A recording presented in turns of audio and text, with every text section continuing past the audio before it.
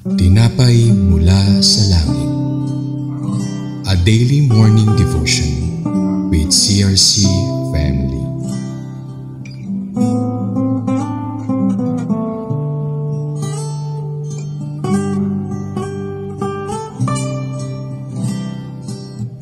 Mapagpalang umaga po sa bawat isa. Ako po si Sister Rai Casusito mula sa CRC Calamba Daughter Church at narito po tayo sa programang Tinapay mula sa Langit, ang pang-araw-araw nating debosyon sa salita ng Diyos. Ngunit bago po tayo magpatuloy, tayo po muna ay manalangin. Aming Ama sa Langit, pagpala at dakila, salamat po sa umagang ito, salamat sa muli mong pagising sa amin at ikaw po nawa ang maging patnubay at lakas namin sa maghapong ito. Bigyan niyo po kami ng knowledge and wisdom upang maunawaan namin ang mensaheng nais mong iparating sa amin at itago niyo po ako sa iyong likuran upang kayo po ang siyang makita at maparangalan sa mensahe mo ngayong araw. Ito po ang aming samot dalangin sa matamis na pangalan ng iyong anak na si Jesus. Amen. Ang atin pong pag-aaralin ngayon ay may title na Complete Victory and the Land Rest from War. Basahin po natin ang Joshua 11 verse 23. Sinakop nga ni Joshua ang buong lupaing iyon, tulad ng sinabi ni Yahweh kay Moises, at ipinamahagi sa bawat lipi ng Israel upang paghati-hatian ang lahat ng bumubuo ng bawat lipi. Pagkatapos nito, namuhay na ng mapayapa ang Israel sa lupaing iyon.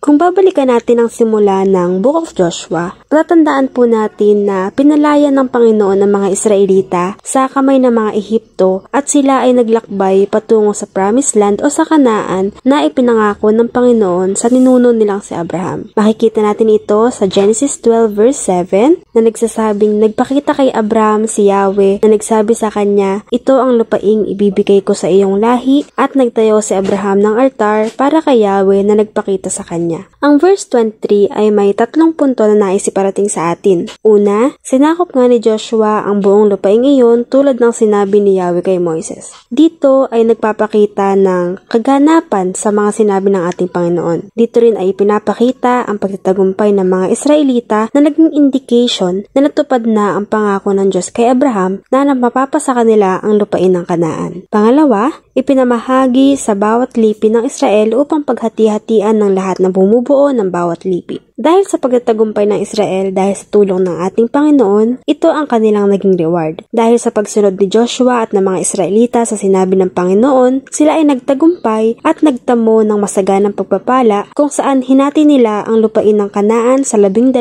lipi ng Israel. At sa panghuling punto, pagkatapos nito, namuhay na ng mapayapa ang mga Israelita sa lupaing iyon. Pagkatapos ng napakahabang paglalakbay at napakaraming pakikipaglaban na hinarap ng mga Israelita, sinabi dito na sila ay namuhay ng mapayapa sa Kanaan. Pinapakita naman ito na sa kabila ng mga paghihirap nila, ang Panginoon pa rin ang nagbibigay sa kanila ng kapahingahan at kapayapaan. Bilang ating conclusion, gustong iparating sa atin ang verse na ito na ang Diyos ay tapat kung mangako. Lahat ng kanyang ipinangako sa atin ay kanyang tutuparin, gaya na lamang ng pangako niya sa mga Israelita tungkol sa lupain ng Kanaan. Walang sino man o anuman ang makakahadlang upang hindi magkaroon ng kaganapan ang pangako sa atin ng Panginoon. Kahit maghintay man tayo ng matagal, mananatiling tapat ang Panginoon sa kanyang mga pangako sa atin. Kailangan lamang natin maghintay dahil ang lahat ay mangyayari sa kanyang tamang panahon. Isa pa ay na matuto lamang tayong magtiwala sa ating Panginoon at sumunod sa kanyang mga utos sa atin. Dahil ang ating pagsunod ay may kaakibat na pagpapala. Sabi nga sa Deuteronomy 28 verse 2, mapapasain ninyo ang lahat ng mga pagpapalang ito kung susundin ninyo ang Diyos ninyong si Yahweh. Ano man ang mga pinagdadaanan nating pagsubok, ang lahat ng ito ay pagkatiwala lamang natin sa Kanya upang mapagtagumpayan rin natin ito gaya ng pagtatagumpay ng mga Israelita. At panghuli, sa Panginoon lamang natin natatamo ang kapayapaang kailangan natin. Siya lamang ang makapagbibigay ng kapayapaan sa ating puso at isipan, at iyon ay mangyayari kung ipagkakatiwala natin ang lahat sa Kanya.